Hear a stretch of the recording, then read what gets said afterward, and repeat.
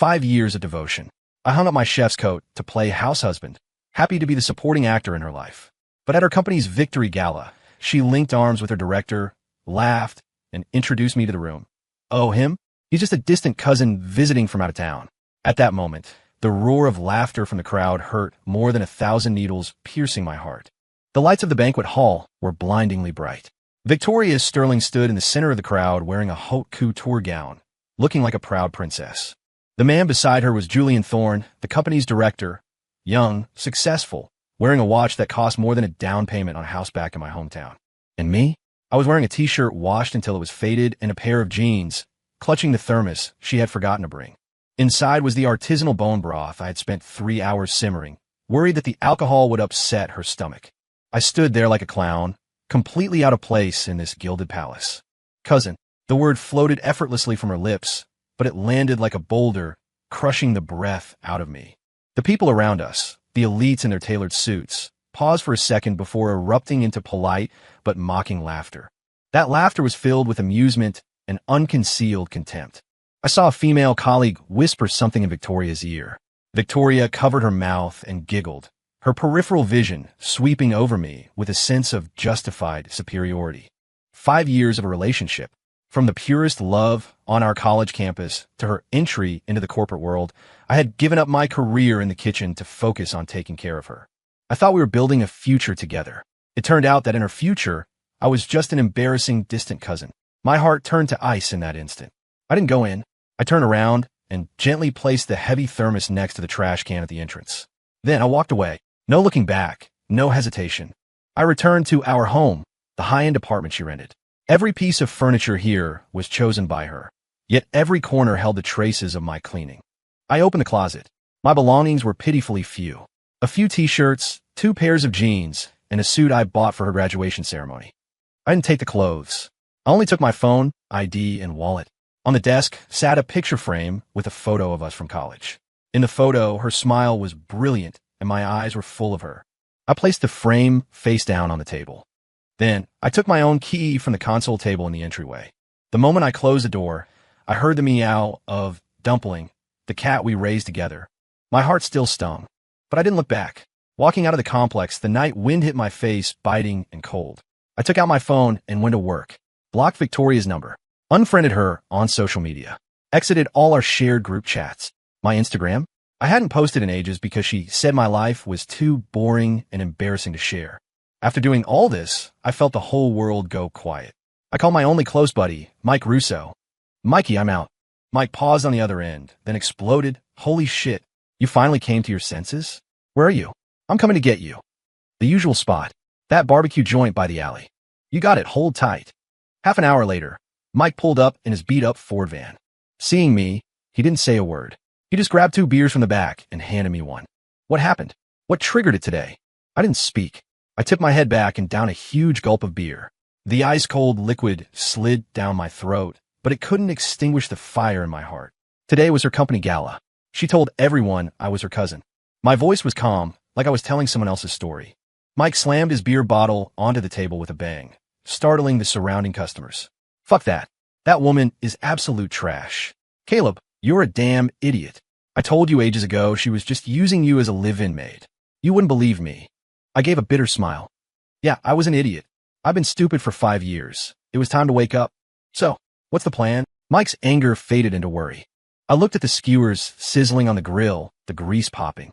Suddenly, I felt like this was what real life smelled like. Mikey, do you remember what I used to do? Duh. You were a sous chef at a 5-star hotel. If it weren't for her, you'd probably be an executive chef by now. I want to pick up the skillet again. Mike's eyes lit up. Oh yeah, screw it. Let's open a little spot ourselves.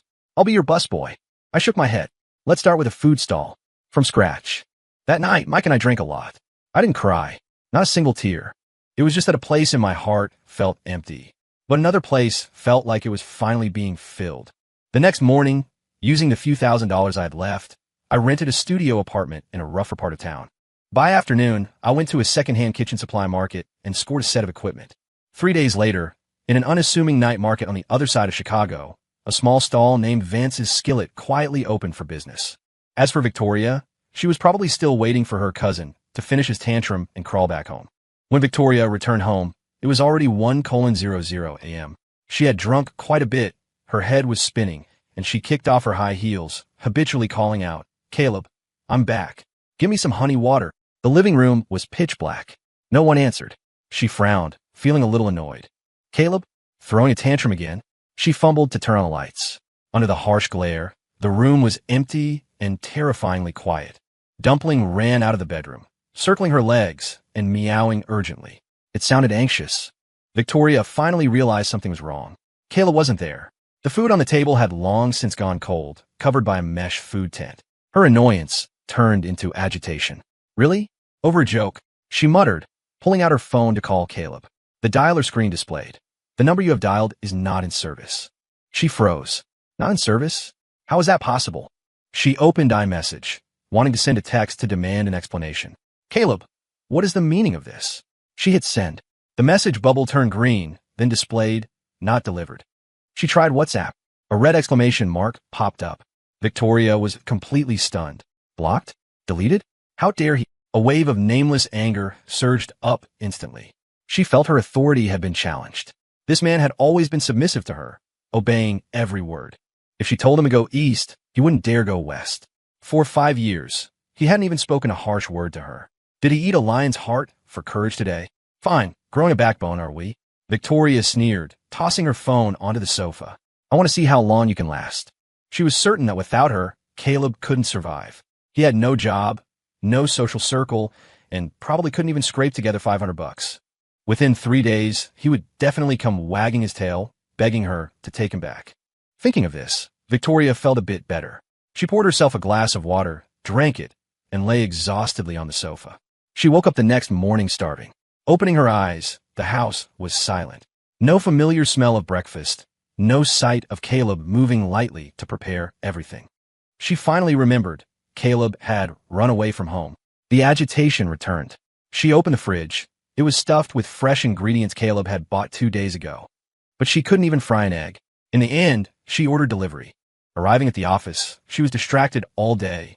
Before, no matter how busy or tired she was, she would receive timed messages from Caleb. "Vicky, remember to hydrate. Don't eat anything too greasy for lunch. It's bad for your stomach. It's 3 p.m. Stand up and stretch. Look out the window." She used to find these messages annoying, like shackles. But today, when her phone was as quiet as a brick, she felt a hollow emptiness. It was as if something was missing from her life, making her uncomfortable all over. In the afternoon, a critical PowerPoint presentation had a glitch. The data models wouldn't align. Previously, Caleb handled these things for her. Although he didn't have a fancy degree, he was exceptionally sensitive to data and logic and could spot the problem at a glance. She grabbed her hair in frustration, habitually wanted to send the file to Caleb. Then she remembered they were no longer connected. "Damn it," she cursed under her breath. All day, she was in a state of anxiety. Work wasn't going well, and her life was a mess. Returning home that night, she was greeted by the cold darkness and Dumpling's mournful cries. The litter box was full, emitting a foul odor. The food and water bowls were empty. Victoria realized Dumpling had always been Caleb's responsibility. She frantically changed the litter and poured food, getting dust on her hands and nearly retching. Looking at the messy room, the unwashed dishes piled in the sink, and the wrinkled clothes she was wearing from yesterday, Victoria felt for the first time just how difficult life was without Caleb. This was no longer the life she knew. 2 days passed. Still no news from Caleb. Victoria began to panic. She was no longer the high and mighty queen. She started getting restless. She messaged him on every social media app, but it was like throwing stones into the ocean. She even swallowed her pride and asked Mike Russo. Mike replied on text, "Director Sterling, you still remember Caleb? Wasn't he your cousin? Your cousin went back to the country to farm dirt. Don't worry your pretty little head about him." After saying that, Mike blocked her too. Victoria looked at her phone, trembling with rage. But mostly, it was a panic she had never felt before. Caleb seemed to be truly disappearing from her world. This realization made her feel like she had fallen into an ice cave. Meanwhile, the smoke and fire of the night market were the best comfort for the soul. My Vance's skillet stall was doing better than I imagined. I didn't use any flashy gimmicks, just a few simple items: golden fried rice, spicy chili crisp beef rice, and the classic house special. But I didn't skimp on ingredients. The eggs were organic pasture-raised, the rice was top-tier jasmine, and the oil was non-GMO. The key was my technique. The toss, the heat control, the seasoning, these things were carved into my bones.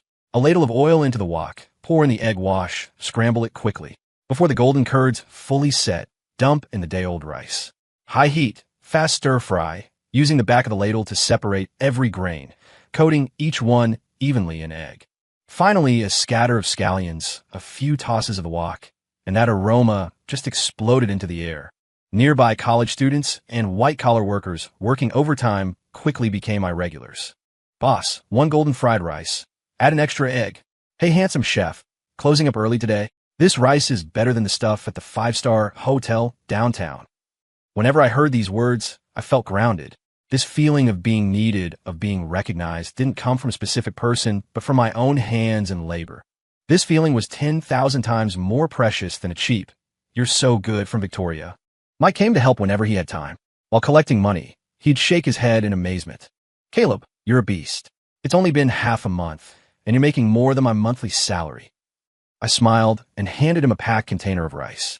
"Eat your food." "By the way," Mike said, gnawing on a drumstick and speaking with his mouth full, "that woman looked for me 2 days ago." My hand, tossing the wok, paused for a microsecond before returning to normal rhythm. "What did she say?" "What else?" "Asking where you were." "I roasted her and blocked her. Felt damn good." I responded faintly, no ripples in my heart. "Do you think she regrets it now?" Mike asked, gloating. "Regret what?" I asked back. "Regret losing a free butler, or regret that there's no one to clean up her messes?" Mike froze, then laughed loudly. "You're right. People like her only love themselves. She doesn't regret hurting you. She regrets that her life is inconvenient now." Exactly. I knew Victoria too well. She was exquisite, self-interested, and always put her own benefits first. I used to think that was ambition. Now I understood it was selfishness. After closing the stall, I rode my second-hand e-bike back to my tiny studio. The room was small but clean. I showered, lay in bed, and scrolled through my phone. I saw a post from Victoria on a mutual friend's feed who I hadn't blocked yet. It was the first time in 5 years she mentioned me indirectly. 5 years. It turns out human hearts change. You only realize how precious some things are after you lose them. Below was a photo of our cat, Dumpling, looking listless. In the comments, her colleagues and friends were comforting her. "Vicky, what's wrong? Fight with a boyfriend? Men. Just sweet talk them and they'll come back. Is it that, cousin?" "Haha." Victoria replied to the one who said cousin. "Don't talk nonsense." 3 words. Didn't admit it, didn't deny it. Looking at that post, I just found it laughable. If you knew this would happen, why act that way before? Why pretend to be deep now? Why play the chasing the wife game? I wasn't an audience member, and I certainly wasn't an actor anymore. I closed the app, opened a culinary app, and started researching new recipes. My new life had just begun. I had no time to waste on the past. Another week passed. My business was booming, with people even driving from far away just for a bowl of rice. That night, as I was working in full swing, a familiar yet strange figure appeared in front of my stall. It was Victoria. She was thinner and haggard. No makeup. Wearing ordinary casual clothes. She looked like a completely different person from the glamorous woman in my memory. She just stood there, her eyes red, watching me skillfully toss the wok, pack orders, and take cash. Customers came and went around her, no one noticing this lost soul. I saw her, but I pretended I didn't. "Next, what can I get you?" I shouted to a girl behind her. Victoria's body swayed, her lips moving as if she wanted to speak. The girl ordered rice. I took the money and started cooking. Throughout the process, my hands didn't tremble once, my eyes didn't stray. I was like an emotionless cooking machine. Victoria stood there the whole time, watching me bustle about, watching me joke and laugh with other customers. Her expression shifted from initial shock and disbelief to pain and pleading. It wasn't until I was preparing to close up that she gathered the courage to walk up. "Caleb." Her voice was hoarse, carrying a sob. I looked up, meeting her eyes directly for the first time. "Can I help you?" My tone was as calm as if I were asking a stranger. Those 4 words caused her to break down instantly. Tears streamed down her face. How can you treat me like this?" She choked out. "Why won't you reply to my messages or answer my calls? Do you know I've been looking for you like crazy?" I wiped down the counter and said indifferently, "Director Sterling, we have no relationship anymore. Why are you looking for me?" "No relationship?" She looked like she heard the biggest joke in the world. 5 years of feelings, and you say they're gone just like that. The 5-year housekeeping contract expired, that's all. I stopped my work and looked at her. "Now I'm off duty." Her face went pale, and she took a step back. "I didn't treat you like a housekeeper. I love you, Caleb." "Love me?" I laughed. Love me so much you told your colleagues I was your cousin? Love me so much you took every sacrifice I made for granted? Victoria, don't make it sound so pretty. You don't deserve that word. She cried harder. I know I was wrong. That time was my fault. I apologize. Come back with me, okay? Dumpling misses you too. Dumpling? I scoffed. You're using the cat to blackmail me? Victoria, you haven't changed a bit. You only ever know how to exploit people's soft spots. I'm not. Whether you are or not, you know in your heart. I packed the last of my things and pushed the cart, preparing to leave. Don't come looking for me again. I don't want to see you. I walked past her without a shred of lingering affection. Behind me came her heart-wrenching scream. Caleb, you can't treat me like this. Come back. I didn't look back. Some roads, once taken, allow for no return. Caleb's indifference was like an ice-dipped knife, stabbing viciously into Victoria's heart. She watched his retreating figure, that back she once knew so well, now feeling so strange it terrified her. She thought that as long as she found him, lowered her head, and softened her voice, he would soften his heart and return to her side as he had countless times before. She was wrong. Dead wrong. She returned home dazed, the apartment still a disaster zone. For the past half-month, she had been living in a landfill. Take-out boxes piled into a small mountain, dirty clothes strewn everywhere. She couldn't take it anymore. She squatted on the floor and wailed like a helpless child. While crying, she started cleaning the house. This was the first time she had lifted a finger to clean since Caleb left. She mimicked Caleb's way of sorting trash, wiping tables, mopping floors. Every movement was clumsy and awkward. When she hauled out 5 full bags of trash, she collapsed on the floor in exhaustion. Only then did she understand how much effort it took to maintain the pristine appearance of this home. And Caleb had done this silently for 5 years. She opened the fridge, wanted to find something to eat, but saw only rotting vegetables. She remembered Caleb. He could always perform magic with these ordinary ingredients, creating delicious meals that amazed her. Her stomach churned violently, and she rushed to the bathroom, vomiting until she was empty. That night, she had a dream. In the dream, she was back in college. She was sick, and Caleb carried her on his back through the snow for over half an hour to find a clinic that was still open. His back was warm and steady. On her birthday, Caleb used money earned from part-time jobs to buy her a dress she had been talking about for ages. He himself was wearing sneakers with soles that were peeling off. He smiled like a fool. Scene after scene, all the good things about him that she had nearly forgotten. Victoria woke up crying. The sky hadn't brightened yet. Outside the window was pitch black. She grabbed her phone and dialed Caleb's old number like a maniac. I'm sorry, the number you have dialed is not in service. The cold, automated voice reminded her again and again that she had truly lost him. The next day, Victoria went to the office with massive dark circles under her eyes. She was like a wandering ghost, making mistakes in everything. Julian slammed a report onto her desk. Victoria, what is wrong with you lately? Your head is in the clouds. How can you mess up such simple data? If you don't want to work here, just say so. Victoria looked at Julian's handsome but cold face and suddenly felt incredibly disgusted. It was for this man, for the glamorous world he represented, that she had pushed Caleb away. But now, this world was starting to reject her too. I'm sorry, Director Thorne. I'll fix it immediately.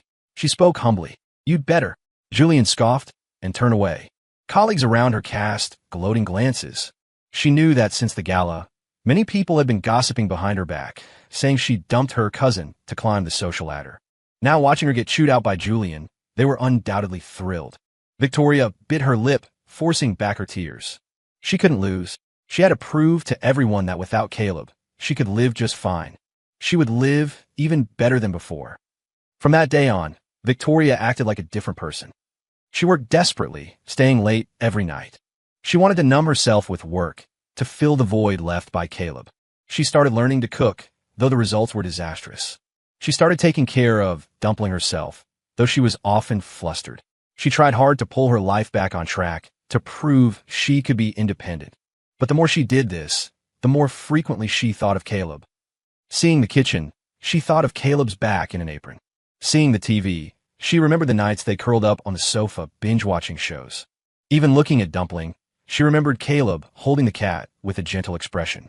Caleb's shadow permeated every corner of her life, inescapable. She realized then that it wasn't just that she couldn't leave him, but that her life had long been molded by him into its current shape. Her so-called independence was just an imitation of life when he was there. A month later, An opportunity arose for a 3-month exchange program at a branch office in another city. Everyone thought it was a terrible assignment. No one wanted to go. Victoria Valentir. She wanted to leave this city. She felt that as long as she left here, she could escape Caleb's shadow. However, she was wrong again. Changing locations didn't hurt business. In fact, it stayed as good as ever. I moved the Vance's skillet stall to the vicinity of University Town. There were more young people here, more energy. Mike saw my business was stable and urged me to rent a storefront. With your skills, a stall is a waste of talent. Rent a small frontage, make it clean, and business will be even hotter than now. I was tempted. I had saved some money, and with Mike's investment, I secured a 300-square-foot shop on the back street of University Village. I named the shop Vance's Bistro. Besides fried rice, I added a few signature dishes: spicy julienne potatoes, shredded pork and garlic sauce, mapo tofu. All comfort foods, but the flavors were authentically gourmet. On opening day, the shop was packed. Many were my regulars from stall days. "Boss, congrats on opening. No more braving the cold wind. This is great." I wore my apron, sweating in the kitchen, but my heart was filled with unprecedented satisfaction. This shop was built by my own hands. It was the starting point of my new life. It was in my little bistro that I met Elena. Elena Brooks was an art teacher at the nearby university. True to her name, she was gentle and soft-spoken. She was a regular at our shop. Unlike other girls who loved the fried rice, she ordered a bowl of white rice and a plate of spicy julienne potatoes every time. She said my potatoes tasted like her grandmother's cooking. Over time, we got to know each other. She would chat with me about interesting things at school, about her mischievous and cute students. I would share my thoughts on developing new dishes. Talking to her was comfortable and relaxing. She never asked about my past or pried into my private affairs. She just treated me as a chef who cooked with heart. One day, close to closing time, she rushed in. She looked exhausted, her complexion pale. "Professor Brooks, why so late today?" I serve her a plate of potatoes fresh from the wok and added a bowl of rib soup. "The soup is on the house. Drink some to warm your stomach." She froze, looking up at me, something crystalline shimmering in her eyes. "Thank you, Caleb," she whispered. That day she told me her students were participating in an important art exhibition, but the artwork had an accident during transport. She had spent the whole day fixing it. "It's all my fault for not checking beforehand." She blamed herself. How can you blame yourself? Accidents happen. I comforted her. As long as everyone is safe, the art can be painted again. She looked at me and suddenly smiled. "Caleb, you're so good." The same words, spoken by her, felt completely different from when Victoria said them. Victoria's "you're so good" was a rightful demand. Elena's "you're so good" was heartfelt gratitude. In that moment, I felt a flutter in my heart.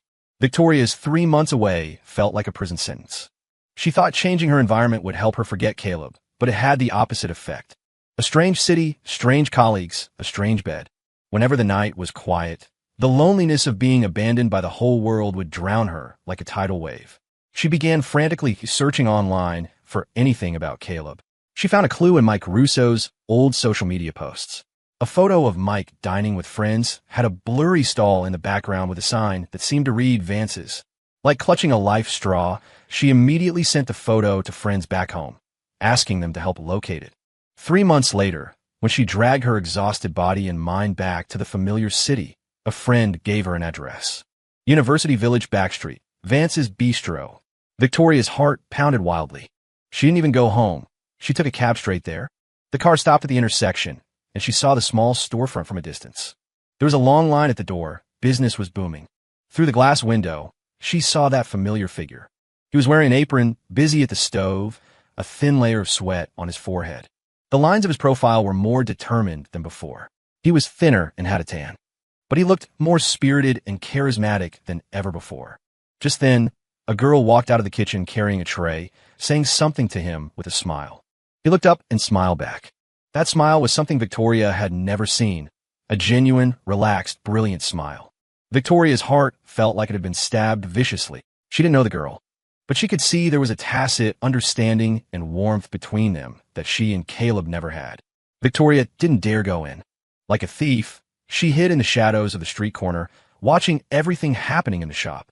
She saw the girl helping him greet customers, helping him clear tables. She saw him naturally take a tray from the girl's hand and wipe the sweat from the girl's face with a towel. Their interaction was so natural, so intimate.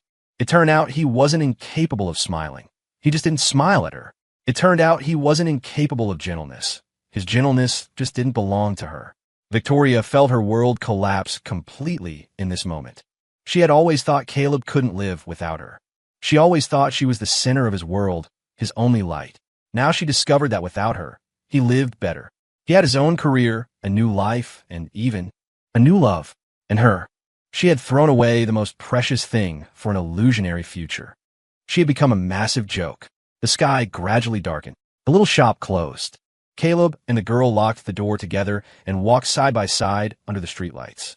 Their shadows were stretched long, very long. They looked so perfect together. Victoria squatted on the ground, unable to hold it back any longer, and wept aloud. She cried for her blindness, cried for her stupidity. But it was all too late.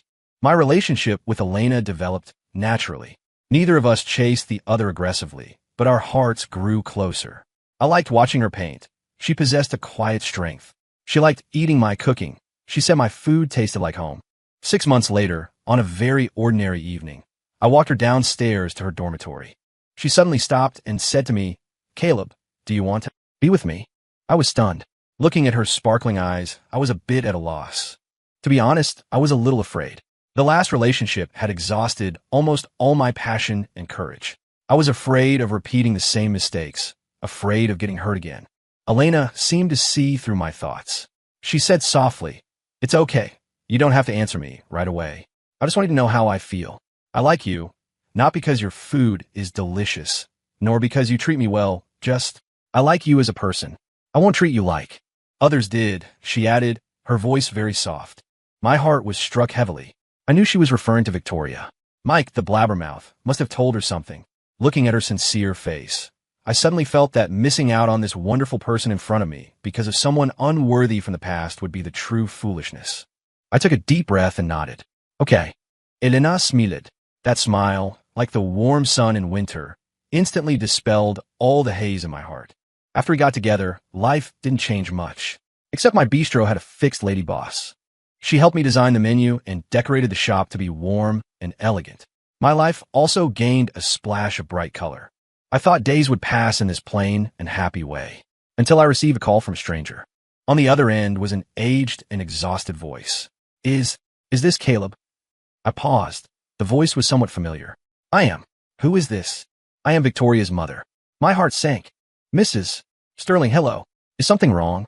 My tone unconsciously turned cold. There was a long silence on the other end, followed by suppressed sobbing. "Caleb, I'm begging you, please come see Vicky. She's not doing well." I frowned. "Mrs. Sterling, what do you mean?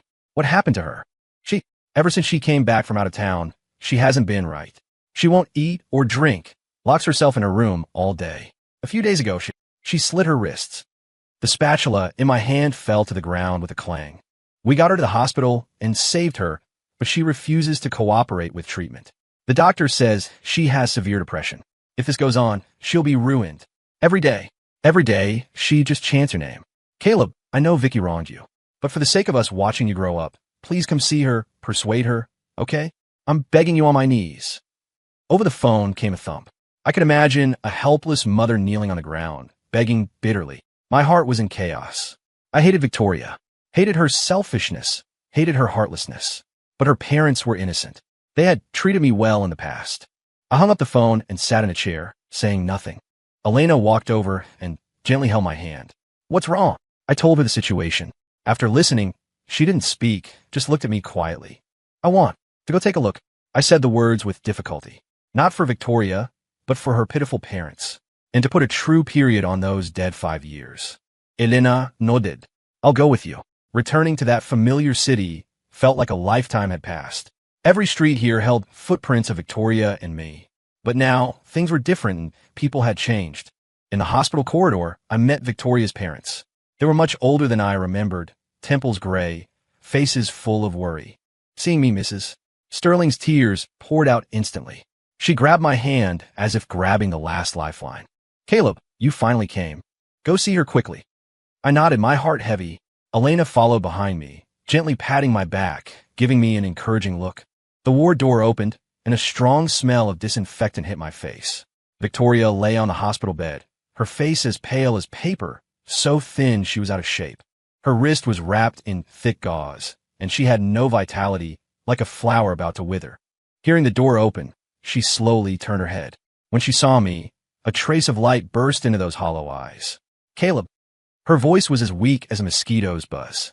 I walked to the bedside, looked at her, and felt a mix of emotions. "You came. You finally agreed to see me." She struggled to sit up, tears sliding down the corners of her eyes. I didn't help her. I just looked at her calmly. "Victoria, why do this to yourself?" "I was wrong. I know I was wrong," she cried. "Caleb, forgive me, okay? Let's start over. I will never treat you like that again." I shook my head. "Victoria, you don't love me. You're just unwilling to lose. You're unwilling to lose someone who is submissive to you. You're unwilling to see that I live better without you. Your love is possession, control, selfishness." "No, it's not," she retorted excitedly, pulling the wound on her wrist, gasping in pain. "Take a good look at yourself right now. You pointed ahead. Do you think you can keep me by self-harming, by hurting yourself? Do you think your parents' tears can become a tool to emotionally blackmail me? Victoria, you're wrong. This only makes me feel that you are pathetic. It also makes me rejoice even more that leaving you was the correct decision." Every word I said was like a knife plunging into her already riddled heart. She stared at me blankly, the color draining from her face bit by bit. "No, you can't treat me like this," she muttered. "You said you would love me forever." "Yes, I said that, I admitted. But the Caleb who said he would love you forever died the moment you told everyone I was your cousin. Standing in front of you now is a brand new Caleb. He has his own career, someone he loves, and a future he wants to protect."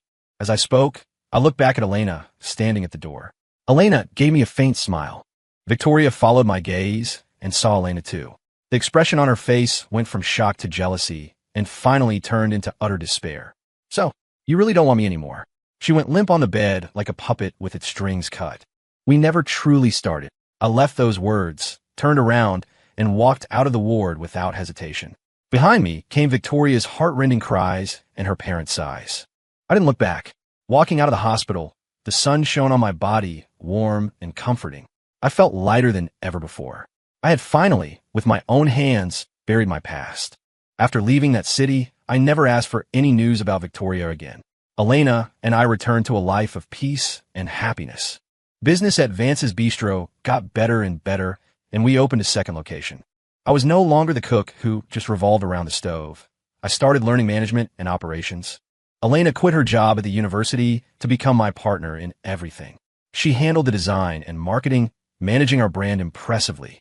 2 years later, we got married. The wedding was simple, held right in our own bistro. The guests were close friends and regular diners. No luxurious pageantry, but full of laughter and joy. At the wedding, Mike got drunk, hugged me, and slurred, "Caleb, you son of a gun. You finally made it through the bitterness to the sweet. Elena, sister, you have to treat him well." Elena smiled and said, "Don't worry, I will." I looked at her, my eyes moist. I felt like the happiest man in the world. 2 years after that, our daughter was born. We nicknamed her Sunny. Her arrival made our life even more complete. I made her all kinds of delicious baby food, and Elena taught her to paint. Our family of 3 lived the most ordinary, yet happiest days. I often wonder, what would it be like if I hadn't left Victoria back then? I'd probably still be that embarrassing cousin, that undignified house husband. I would have destroyed my own dreams with my own hands, smoothed away my edges, and finally turned into a greasy middle-aged man that even I hated. It was Victoria's heartlessness that enabled my rebirth. In that sense, I should even thank her. 5 years later, due to business expansion, I needed to go to a strange city for a site visit. Coincidentally, that city was the place where I had lived for 5 years. Elena was a bit worried and wanted to come with me. I smiled and refused. "Don't worry, I let go a long time ago. To me, it's just an ordinary business trip destination now." I really had let it go. There wasn't a ripple in my heart. The work went smoothly. The afternoon the work ended, I was walking alone on the street, wanting to buy a gift for Sunny. Passing a small urban park, I saw a familiar figure. It was a woman sitting on a bench, feeding a group of stray cats. She was wearing a washed-out old trench coat, her hair tied up haphazardly, her face bearing a calmness that bordered on numbness. It was Victoria. She was even more haggard than when I saw her in the hospital 5 years ago. The marks of time had climbed onto her face without mercy. She was no longer that radiant corporate elite, just a woman so ordinary she couldn't be more ordinary. I didn't go up to disturb her. As I turned to leave, she seemed to sense something and looked up. Our eyes met. Time seemed to stand still in this moment. She looked at me, her eyes filled with complex emotions. Shock, regret, pain, and a trace of resigned sorrow. She stood up, her lips moving as if she wanted to call my name, but in the end, she made no sound. I gave her a slight nod. Not forgiveness, nor reconciliation. Just the basic politeness of one stranger to another. Then, I turned and merged into the crowd. I didn't look back, but I knew she must be watching me. Walking far away, I received a text message from an unknown number. You're doing well. That's good. I wish you happiness. I looked at the message, paused, and then pressed delete. Back at the hotel, I made a video call to Elena. On the screen, Elena and Sunny were playing a game, laughing back and forth. Daddy! Daddy! Sunny screamed happily when she saw me. Sunny, be good. Did you miss Daddy? I did. Daddy, when are you coming back? Sunny wants to eat your sweet and sour ribs. Okay, Daddy will be back tomorrow to make you the best sweet and sour ribs. Looking at the smiling faces of my wife and daughter, the last speck of dust in my heart finally settled. Victoria, I wish you happiness. And I wish myself eternal happiness too. We are finally well in our respective life tracks. That is enough. Story complete.